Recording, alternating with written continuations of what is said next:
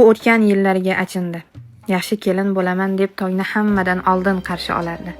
Bolalarga qarab turing iltimos deb eridan so'rardi-da, uy ishlariga shoshardi. Quyosh chiqmasdan oshxonaga kirib ketardi. Qaynonasi uyg'onmasdan oldin choy qaynatardi, hovli supurardi, non yopardi.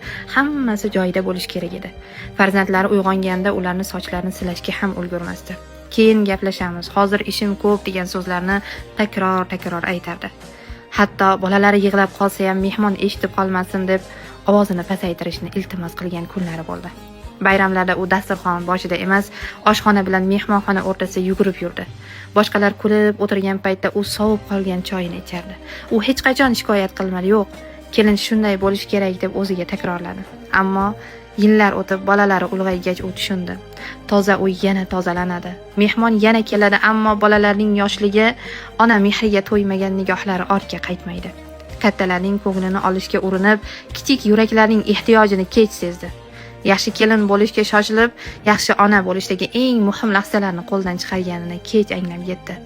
U mehratsiz emas edi.